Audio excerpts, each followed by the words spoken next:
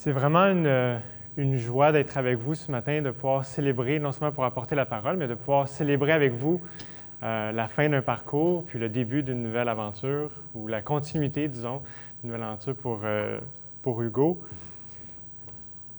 Je réfléchissais à ce matin avec les coachs d'Hugo qui sont ici dans l'église locale, puis je me disais que ça représente vraiment bien Sembec. Sembec, il y a deux choses au moins que je pourrais souligner, il y en a plein d'autres, mais deux choses que j'aimerais souligner qui sont bien représentées ce matin, c'est justement le coaching. C'est qu'on ne va pas juste faire des cours dans une classe, mais les étudiants, les apprenants sont appelés à être coachés, suivis par une personne d'expérience, accompagnés dans leur apprentissage, non seulement théorique, intellectuel, théologique, mais aussi à mettre en œuvre, en pratique, la parole de Dieu dans la vie de cette personne. Puis ce matin, d'être les coachs réunis ensemble avec Hugo, ça souligne vraiment cette réalité qui est très concrète, pratique dans la formation avec Sembec. Puis la deuxième, c'est, comme il a été mentionné déjà, c'est l'Église locale. Donc d'être ici dans le contexte de formation. Donc la classe, c'est vraiment juste un élément de formation. Le vrai contexte, comme il a été souligné, c'est l'Église locale. Puis d'être ici ce matin pour souligner, pour célébrer cette fin d'un parcours scolaire, de le faire avec les coachs dans l'Église locale, ça souligne vraiment la mentalité, la vision de formation à Sembec. Donc c'est vraiment une joie pour moi d'être ici, de participer à ça, puis même de pouvoir apporter la parole. Puis j'ai choisi un passage qui, je vais parler à vous tous, mais je vais aussi parler à Hugo ce matin, d'une manière particulière. Jérémie 28 va nous emmener dans une confrontation entre un vrai et un faux prophète. Puis, il va y avoir une notion importante qu'on va voir ensemble, c'est celle de la vérité, qui a été déjà soulignée un petit peu ce matin dans les chants. La vérité, c'est important. Peut-être certains vont poser cette question fameuse, mais qu'est-ce que la vérité? Peut-être une façon simple de le voir, c'est de penser à un miroir. Un miroir qui est efficace, c'est un miroir qui va projeter une image vraie de la personne. Un miroir déformant va projeter une image déformée de la réalité. Donc, le miroir, c'est comme une déclaration exacte d'une réalité. Donc, le miroir n'aime pas la personne. Il y a une réalité qui est, moi par exemple, je me situe devant un miroir. Si je n'ai pas de barbe devant ce miroir, il y a quelque chose qui ne fonctionne pas avec ce miroir. Ou je me suis rasé, j'ai oublié. Vous avez peut-être sur vos appareils intelligents des applications qui permettent d'ajuster un chapeau, qui permettent de faire d'autres choses loufoques dessus. Mais ça, c'est une projection, une image qui n'est pas conforme à la réalité, à la vérité de qui nous sommes. Puis la parole de Dieu agit comme miroir pour nos vies. Puis nous sommes appelés à manœuvrer cette parole de Dieu, cette Bible, qui va non seulement projeter la vérité sur la vie des autres autour de nous, mais aussi sur nous-mêmes. On est appelé à recevoir cette vérité avec soumission à cette parole. On est appelé aussi à la proclamer aux autres autour de nous. C'est ce qu'on va voir encore une fois ce matin avec cette histoire dans le livre de Jérémie. Mais quand on pense à ce concept de vérité, de recevoir cette parole, on est confronté nécessairement avec une réalité. Chacun d'entre nous ce matin, on est confronté avec cette réalité que on aime recevoir la parole ou la vérité lorsque ça nous aide, par exemple, si j'ai quelque chose entre les dents, si mon chandail est à l'envers, si j'ai un gros bouton dans le visage, je veux que quelqu'un me le dise avant que je sorte. Je veux que quelqu'un vienne me le dire avant que je monte debout sur l'estrade. Attends, tu as quelque chose, ta cravate est tout croche, je veux me le faire, je veux l'entendre, cette vérité-là. Mais malheureusement, il y a plein de vérités qu'on ne veut pas entendre. Il y a des vérités qui nous dérangent, qu'on préférerait éviter. Parce qu'une fois qu'on le sait, on ne peut plus se cacher derrière l'ignorance. On le sait maintenant, il faut faire quelque chose avec. Le cœur humain est pécheur, tortueux, Puis bien souvent, on ne veut pas entendre les vérités, surtout les vérités spirituelles qui demandent de changer, de direction. Mais ce matin, je prie que l'Éternel, notre Dieu, puisse parler à nos cœurs, puis nous emmener avec humilité à entendre la parole de vérité, puis changer de direction parce qu'on a besoin de le faire. Prions ensemble. Éternel Dieu, on va ouvrir ce matin tes Écritures, ta parole. On a proclamé des vérités déjà issues de cette parole par nos chants, par les témoignages. Puis ce matin, je te prie, Éternel, que tu puisses faire entrer cette vérité dans nos cœurs, qu'on puisse l'entendre, qu'on puisse être prêt à changer, à être renouvelé dans nos pensées, que notre cœur soit transformé. Puis, Seigneur Dieu, on sait que l'image à laquelle tu veux nous transformer, c'est une image merveilleuse, celle du Fils Jésus-Christ. Puis je te prie d'utiliser ce moment ce matin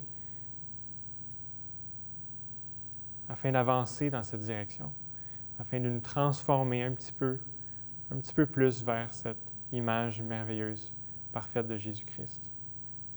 Que ta parole puisse nous parler ce matin, que ton esprit vienne nous saisir. On veut te ressembler plus, Seigneur Jésus. Et s'il y en a qui ne te connaissent pas ici ce matin, Seigneur, je te prie de les attirer à toi, qu'ils puissent voir leur besoin d'entendre Jésus-Christ, puis de vivre avec lui.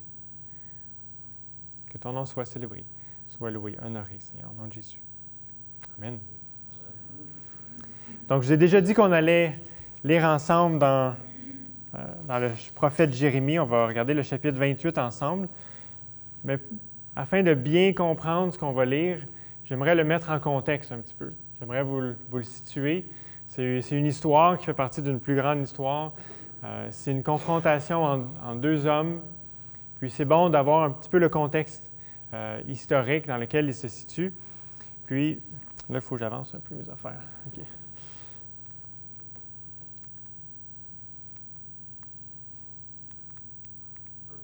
OK.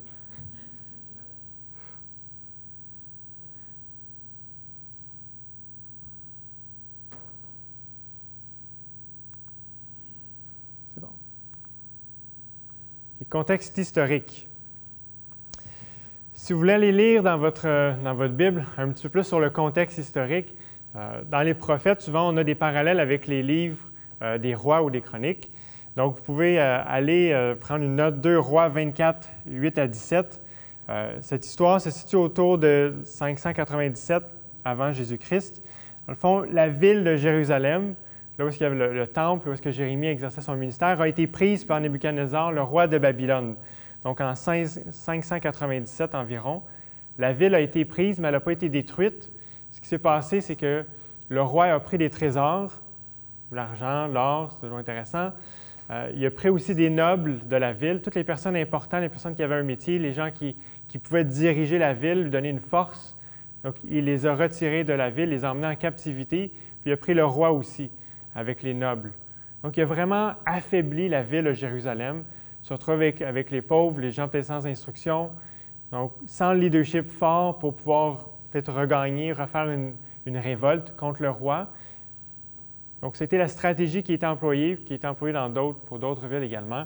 Donc, un premier passage, une première défaite importante, premier traumatisme pour la ville de Jérusalem qui est attaquée, non détruite. Ses forces sont retirées. Mais Jérémie, lui, va demeurer à Jérusalem. Donc, lui, va rester avec ceux qui souffrent cette grande perte, cette grande défaite de la ville de Jérusalem. Donc, Jérémie reste au milieu de la ville. Puis, environ 3 ans plus tard, on a une confrontation avec le prophète Anania, donc en 594 à peu près, avant Jésus-Christ. Notre récit ce matin se passe juste un petit peu après cette déportation. On est vraiment dans le deuil. Puis, si on pense au contexte littéraire, donc le passage de tantôt, au niveau du contexte littéraire, si on pense au chapitre qui précède le 28, donc c'est intéressant de le situer, Jérémie 27, c'est Jérémie qui va parler au peuple, qui va annoncer que dans le fond, ils doivent se soumettre au roi de Babylone.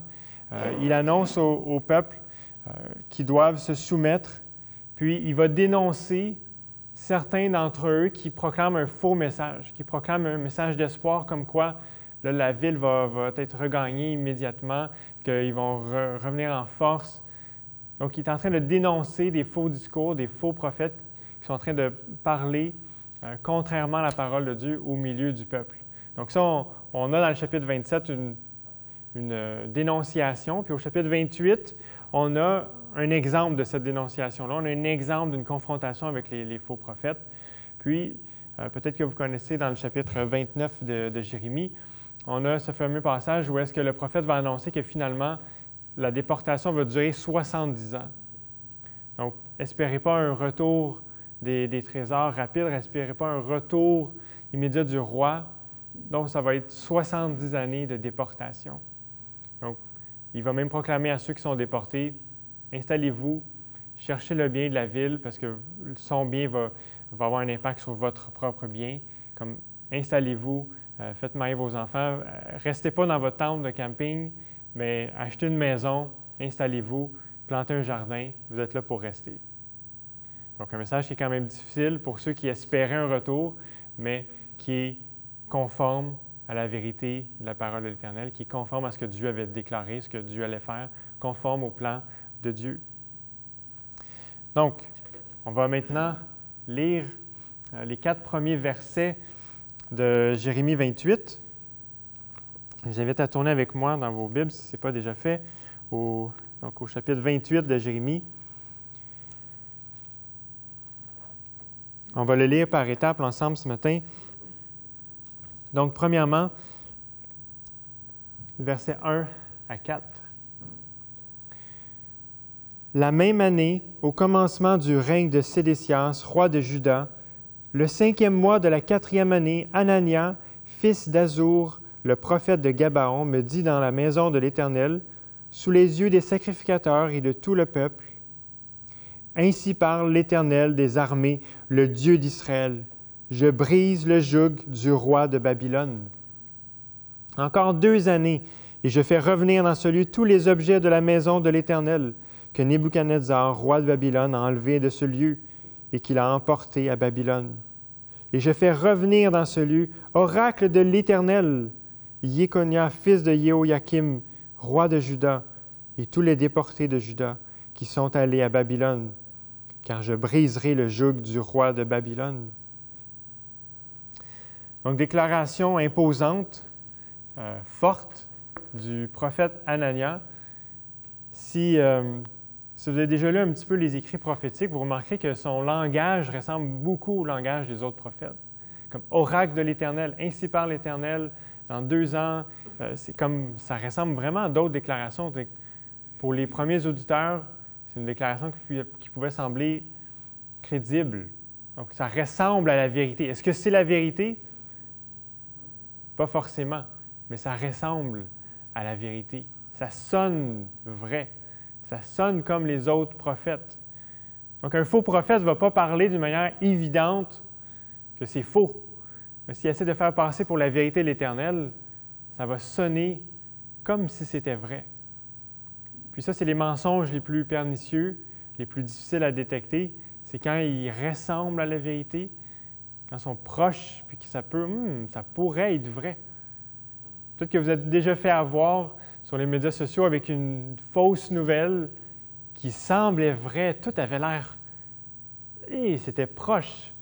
Finalement, on se rend compte que c'est le journal de Montréal ou de, je ne sais pas, qui a fait l'annonce. Je me suis fait prendre. Pour un instant ou pour plus longtemps, peut-être que je l'ai repartagé à quelqu'un d'autre. Là, je me sens comme, je me suis fait piéger. Mais parce que le mensonge, parfois, a l'air très vrai. Mais Anania, ici, est en train de parler de son propre chef. Il est en train de parler de sa propre création. Il n'a pas été envoyé de l'Éternel, mais c'est vraiment de ses propres idées, ses propres pensées. Puis ce qu'il est en train d'essayer de faire, semble-t-il, c'est de réconforter le peuple, de l'encourager. C'est réconfortant. Ils sont en train de souffrir, puis là, on va dire, c'est bientôt fini. Tu vas voir, ça va bien aller, c'est correct, c'est fini. vouloir encourager une personne avec des paroles réconfortantes, c'est une bonne chose. Mais quand on ajoute « Ainsi parle l'Éternel », là, c'est autre chose. Si on proclame ce qu'on souhaite pour la personne en paroles réconfortantes, c'est une chose. Ils sont en train de dire « Non, non, Dieu m'a dit que ça va être bientôt fini. Dieu m'a dit que ton enfant va être guéri.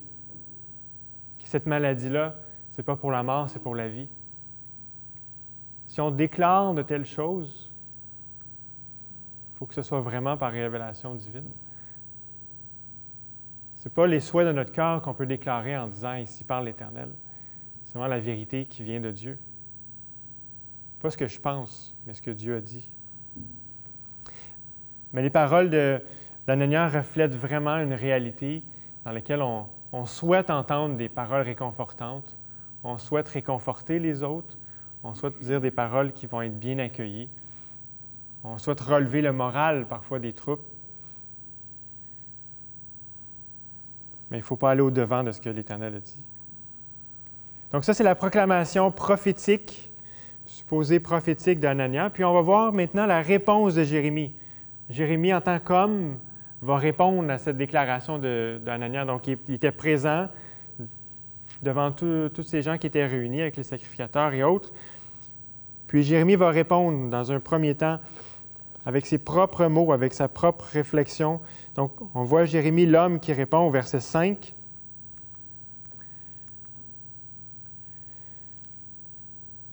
Le prophète Jérémie répondit au prophète Anania sous les yeux des sacrificateurs et sous les yeux de tout le peuple qui se tenait dans la maison de l'Éternel.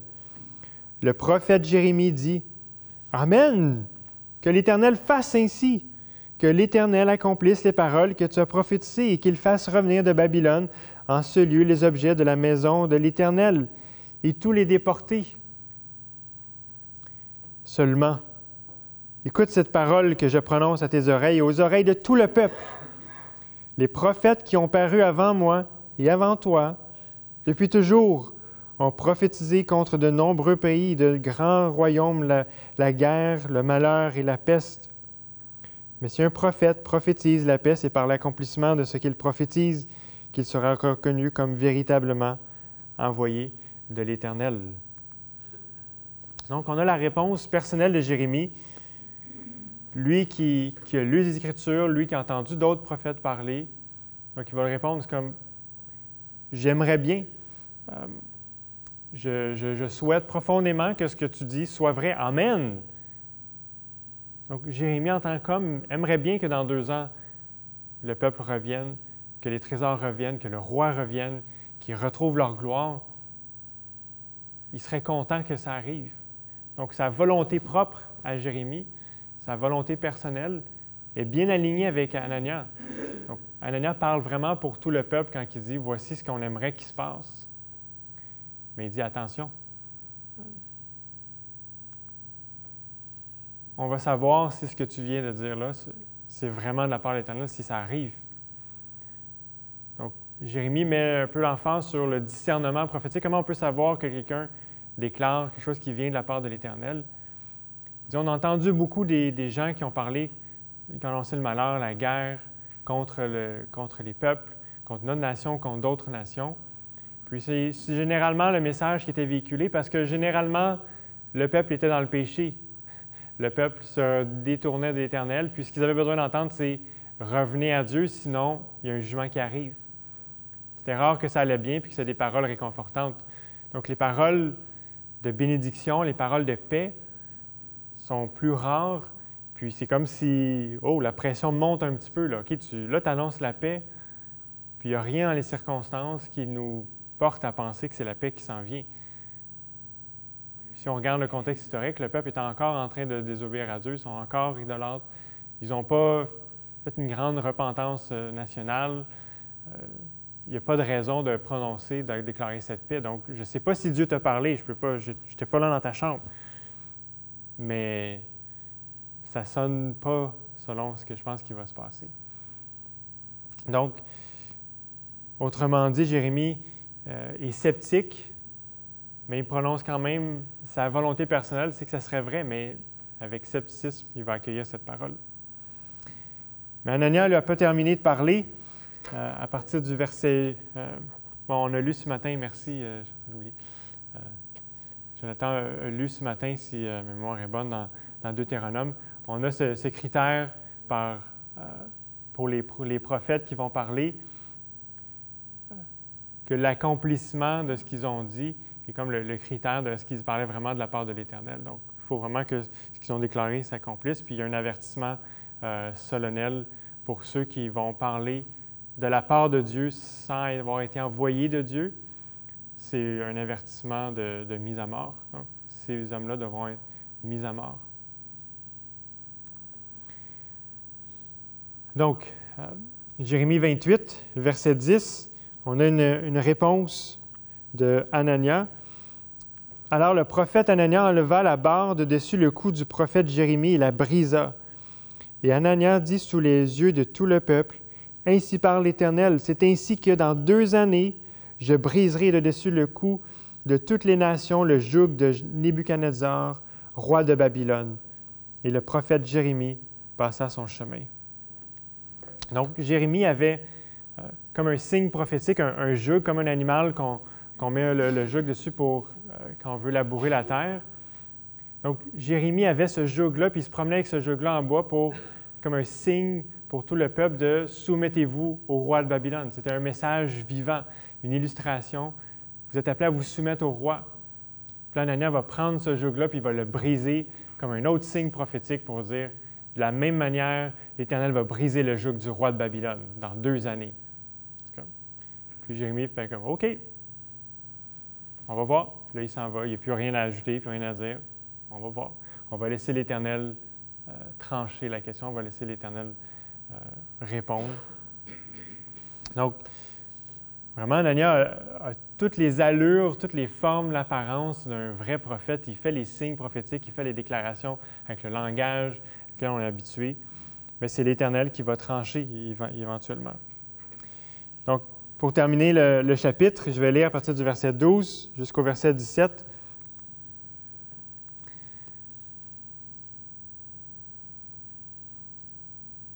Après que le prophète Anania ait brisé la bande dessus le cou du prophète Jérémie, la parole de l'Éternel fut adressée à Jérémie en ces mots.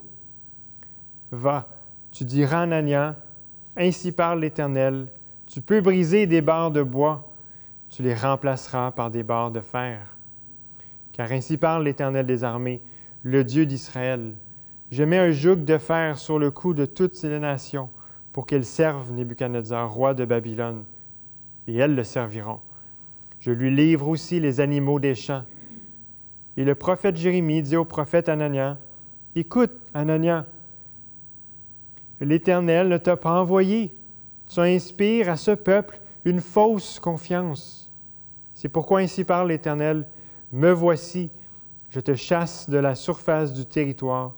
Tu mourras cette année, car tes paroles sont une révolte contre l'Éternel. » Et le prophète Anania mourut cette année-là, au 7e mois.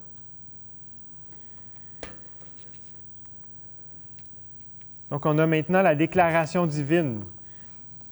Dieu déclare que le message qu'Anania a proclamé ne venait pas de la part de l'Éternel, mais il n'avait pas été envoyé, ça venait vraiment de lui-même. On a cette notion d'accomplissement prophétique, même dans ce texte, où est-ce qu'on voit que la parole que Jérémie va avoir déclarée de la part de l'Éternel va s'être accomplie. Il dit, dans l'année qui vient, tu vas mourir, puis ça s'est accompli. Puis cet accomplissement prophétique-là était aussi même un signe pour tout le peuple que le reste des paroles de Jérémie allait s'accomplir. C'est vraiment une attestation à ce que quand lui parle, il vient vraiment de l'Éternel. Puis malheureusement, ce que Anania est en train de faire, c'était d'inspirer une fausse confiance au peuple. Parce que là, ils étaient comme « Oh, OK, c'est correct, ça va, on peut s'asseoir, Dieu s'en occupe, dans 2 ans, c'est fini. Juste à toffer un petit peu, puis ça va être terminé. » Alors que le peuple, ce qu'il devait faire, c'est de soumettre au roi de Babylone. Donc Dieu avait donné un commandement, puis Anania est en train de les diriger dans l'autre direction. dans une direction contraire à ce que l'Éternel avait fait. Il est en train de les inspirer à la rébellion contre l'Éternel. Eux qui devaient se soumettre à Dieu, qui devaient se soumettre au roi de Babylone. Et ce que Hananiah est en train de faire, c'est de les inspirer à la révolte, de les détourner de la vérité, les détourner de Dieu. Puis ça, c'est très dangereux. Si on pense à quelqu'un qui est en train de se diriger vers un mur ou un précipice, qu'est-ce qu'il faut faire? Leur donner une table dans le dos? Bravo! C'est bon. Continue. Tu es capable. Non, il faut corriger le tir. Il faut les réaligner. Il faut les avertir. Il ne faut pas leur donner une fausse confiance que tout va bien aller. Il faut leur dire la vérité afin de les gagner, afin de les rediriger dans la bonne direction, afin de les sauver, afin de les préserver. Ce qu'Hananiah est en train de faire, ça semblait être gentil, mais c'était en fait méchant. Il semblait être le bon gars dans l'histoire, qui est en train d'essayer d'encourager, de leur donner le moral aux troupes, mais ce qu'il est en train de faire, c'est de les détourner de Dieu. Il est en train de faire le mal.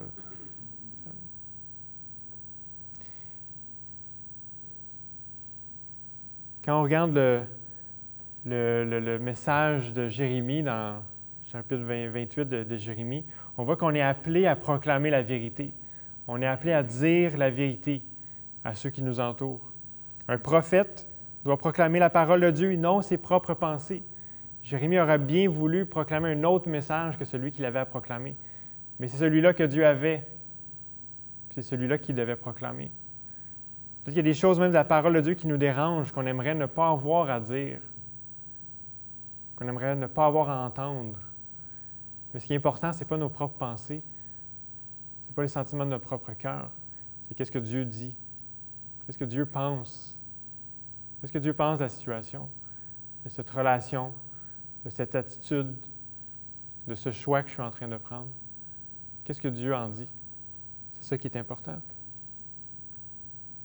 Il y a un défi parfois de proclamer la vérité parce qu'on ne veut pas être ce prophète de malheur que personne ne veut entendre. On veut être celui qui proclame la paix.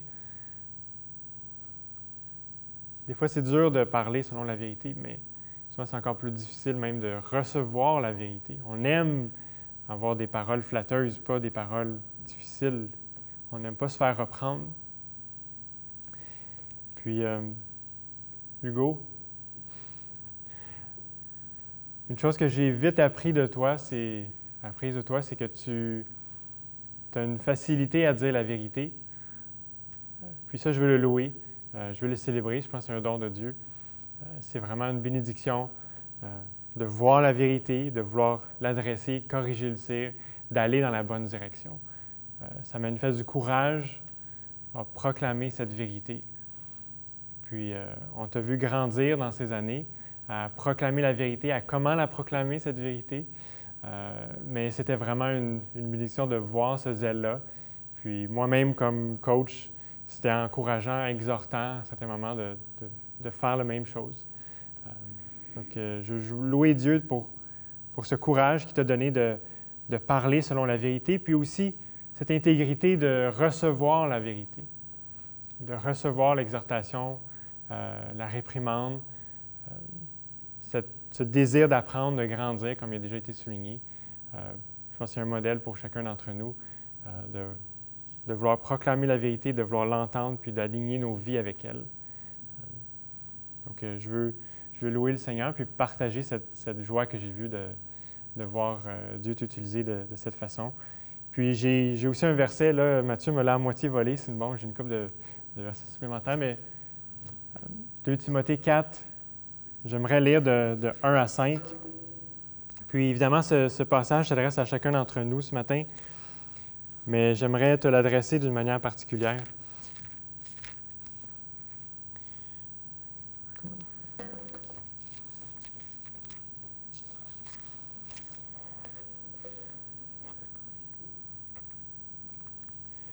Je t'adjure devant Dieu et devant le Christ Jésus, qui doit juger les vivants et les morts, et au nom de son avènement et de son royaume, prêche la parole, insiste en toute occasion, favorable ou non, convainc, reprend, exhorte, avec toute patience et en instruisant. Car il viendra un temps où les hommes ne supporteront plus la saine doctrine, mais au gré de leurs propres désirs, avec la démangeaison d'écouter, ils se donneront maître sur maître. Ils détourneront leurs oreilles de la vérité, se tourneront vers les fables. Mais toi, sois sobre en tout, supporte les souffrances, fais l'œuvre d'un évangéliste, remplis bien ton service. Nous sommes dans un temps où on aime beaucoup plus écouter des Ananias que des Jérémie. Puis, je t'invite à entendre cette exhortation pour toi, pour chacun d'entre nous, à être prêt à proclamer cette vérité, que ce soit bien accueilli ou non, mais de le faire d'une manière qui soit afin de gagner l'autre, comme il le dit, par exemple, avec patience et en instruisant. Donc, dans le but vraiment de gagner l'autre personne, pas de battre l'autre personne à une argumentation, à un débat, mais vraiment dans cherchant le bien de l'autre, pas en cherchant sa propre gloire ou d'avoir raison, mais vraiment de chercher le bien de l'autre. Donc, on est appelé non seulement à proclamer la vérité, mais aussi à le proclamer avec amour.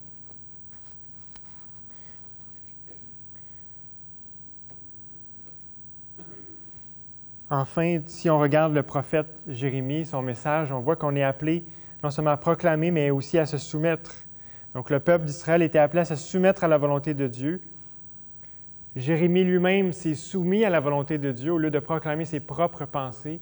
Il s'est soumis à ce que Dieu avait pour lui. Puis tout le long de son ministère, c'était difficile. Il n'y avait pas un travail facile. Donc, Jérémie a été appelé à souffrir à cause du message qu'il proclamait. Puis il nous dit même à un moment donné, j'essaye de me taire, mais c'est plus fort que moi. Tu mets comme un feu dedans de moi, puis il faut que je parle. Mais c'était comme un couteau à double tranchant. C'était vraiment la parole de Dieu. C'était ce que les gens avaient besoin d'entendre, mais c'était pour lui défavorable dans le sens où est-ce qu'il était méprisé puis rejeté par les autres. Il était jeté en prison à cause qu'il proclamait la vérité. Comme Jérémie s'est soumis au peuple, à l'Éternel, nous aussi, nous devons nous soumettre à la volonté de Dieu. Lorsque Dieu amène une épreuve dans notre vie, il peut être difficile de simplement accepter cette épreuve. Ça peut être beaucoup plus facile de résister. Parfois, nos erreurs, nos péchés ont des conséquences directes désagréables. Notre réflexe est probablement même de résister ou de refuser à ces conséquences-là. On cherche naturellement à sortir de l'épreuve. C'est normal. On ne veut pas rester dans le feu, on veut sortir du feu. On ne veut pas rester dans un endroit où est-ce que ça fait mal. On veut sortir, on veut avoir la paix. Mais parfois, le Seigneur nous place dans des situations qui vont être difficiles, que ce soit notre faute ou simplement quelque chose qu'on doit subir, un peu comme Job, de manière patiente, sans que ce soit le fruit et la conséquence d'une désobéissance de notre part ou d'un péché. Mais à travers ces épreuves, on sait qu'on est appelé à grandir. Puis, encore une fois, Hugo, en tant que coach, même éloigné, même si je n'étais pas aussi proche que Mathieu, j'ai pu voir que Dieu a utilisé les épreuves dans ta vie pour te faire grandir. Puis, je veux louer Dieu pour ça. Je vois que Dieu a suscité des situations qui t'ont emmené à devoir chercher la face de Dieu. Puis c'est vraiment une des plus grandes bénédictions qu'on peut voir d'une épreuve, c'est qu'on arrive bien souvent à nos propres limites, puis on est obligé de se tourner vers Dieu, puis trouver la solution en Dieu, trouver le réconfort en Dieu, trouver la paix en Dieu. Peut-être que le monde autour de nous ne peut plus nous procurer la joie qu'on aimerait avoir, l'assurance, la paix, la sécurité. Mais on va apprendre que c'est en l'Éternel qu'on va la trouver. Puis je veux louer Dieu pour son œuvre dans ta vie, puis pour ta soumission à l'Éternel, à cette épreuve, ces épreuves que Dieu a placées dans ta vie, dans votre vie comme famille aussi.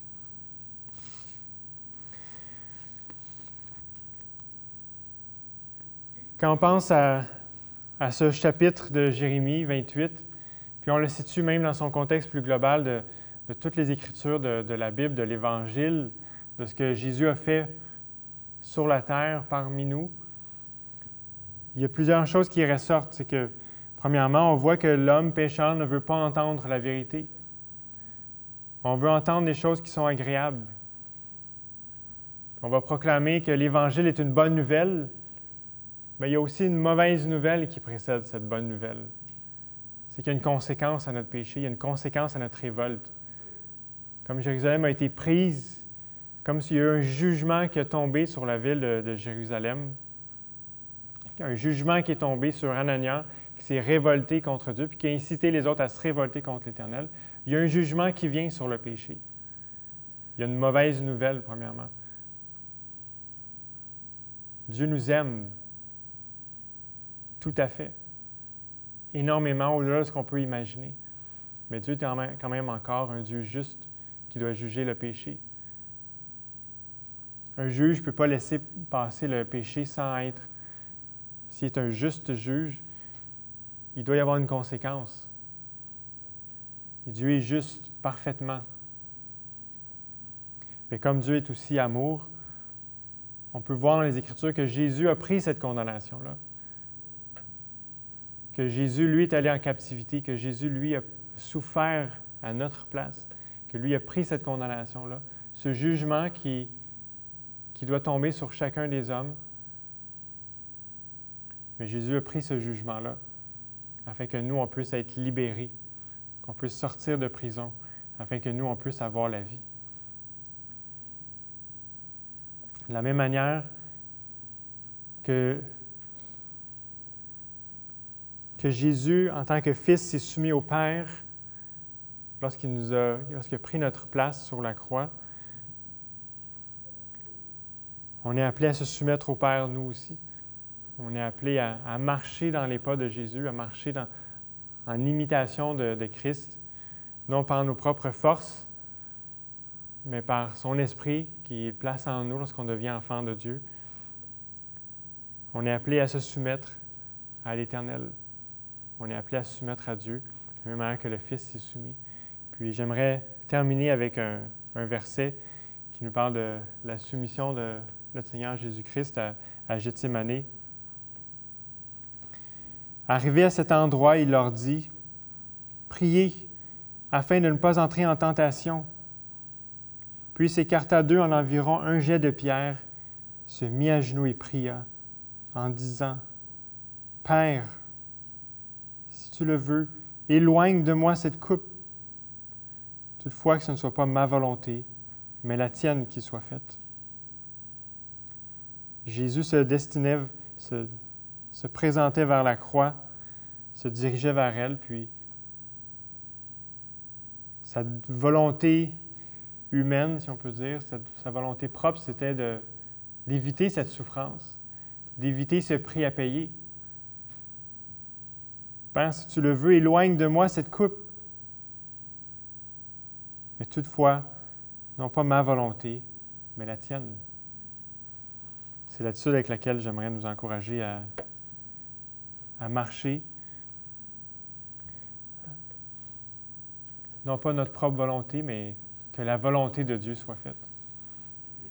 Donc d'accepter la volonté de Dieu pour nos vies, que ce soit une épreuve, que ce soit un refus, mais d'accepter la volonté de Dieu, de s'y soumettre. Dieu connaît la vérité, Dieu connaît ce qui est bon pour nous. Donc on est appelé à proclamer cette vérité avec amour, avec douceur, afin de gagner ceux qui nous entourent, afin de les sauver de la direction dans laquelle ils s'en vont. Puis on est appelé à nous-mêmes avoir une oreille attentive, soumise à la volonté de Dieu. Prions ensemble.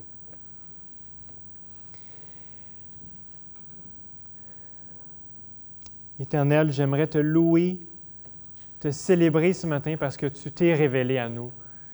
Tu nous as fait connaître la vérité. Cette vérité a été manifestée de la manière la plus pure, la plus concrète dans le Fils lui-même, qui a dit « Je suis le chemin, la vérité et la vie ».